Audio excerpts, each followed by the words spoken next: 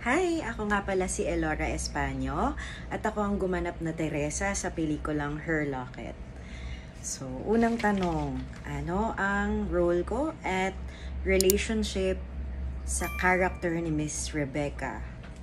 So, ayun nga po, ako si Teresa and si Teresa, siya ang caregiver ni Jewel Uyang, which is played by Miss Rebecca. So, yun. Since I'm a caregiver, do I have caregiver experience and how did I prepare sa role? Nako. So, to be honest, hindi ako naging caregiver ng matanda. Mas babysitter ako kasi meron akong mas younger cousins, meron din akong younger sister, at ako yung naging babysitter nila. But caregiver, particularly ng matanda, hindi ko talaga siya na-experience kasi nung naabutan ko yung great-grand lola ko, I was just 6 years old. Tapos, nung medyo nagkaedad-edad na kasi yung lola ko, kasi naabutan ko yung lola ko, ano pa siya, malakas pa siya. Pero nitong later in her life, before she passed, wala na kasi ako sa Cebu, nandito na ako sa Maynila. So, hindi ko na na-experience first-hand yung pag-aalaga sa kanya. Siguro parang pag umuwi lang ng Cebu, inaalalayan ko lang yung mama ko kasi mama ko talaga yung naging caregiver sa lola ko. Ayun. Tapos, how did I prepare sa pagiging caregiver? Wala namang actual na pag-caregiver. Parang, siguro, pag nag-care ka, charot. Parang na yun, it goes, kasi naman ang dali naman ding katrabaho ni Direk J.E. So, he directed us in what we are going to do sa scene. So, for example, nung nagpapaligo, syempre, blinak naman kami. So, siguro naging maingat lang ako, lagi. Parang kung paano ka nag-aalaga sa bata, parang ganun din naman sa matanda. So mas ganun siya.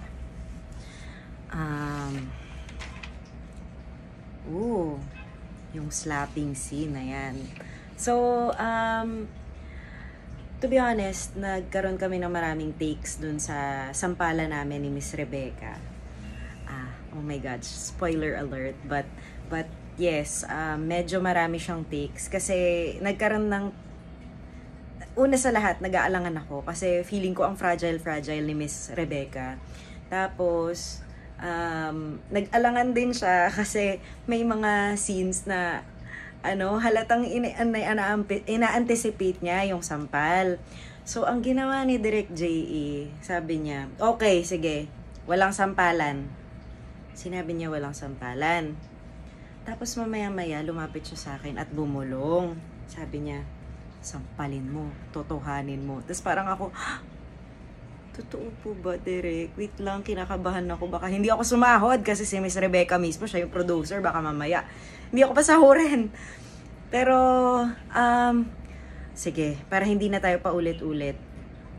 Syempre, yung sampal ko, totoo, pero alalay pa rin. Hindi yung buong brasong, buong lakas, 'di ba? Syempre, ayaw natin maka-aksidente. So, alalay pa rin. And pinatamaan ko sa dito para pa rin, hindi, alam mo yon, hindi masakit. So, dito sa may jaw malapit.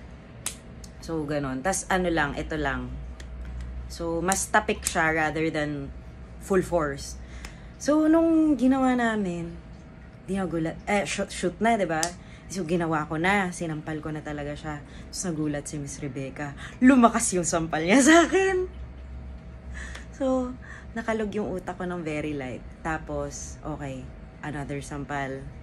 Tapos, yun na, yung tulak. So, nagawa naman namin ng maayos yung sampalan scene. Ayun. So, dementia. Personal experience with dementia. So, oo, nagkaroon ako ng personal experience with dementia. Yung lola ko, later in her life, nagkaroon na siya ng dementia. After pandemic to eh. Tapos, napansin ko na, ayun nga, bumabalik talaga sila sa pagiging bata. Kasi na-experience ko pa sa lola ko yung dati, yung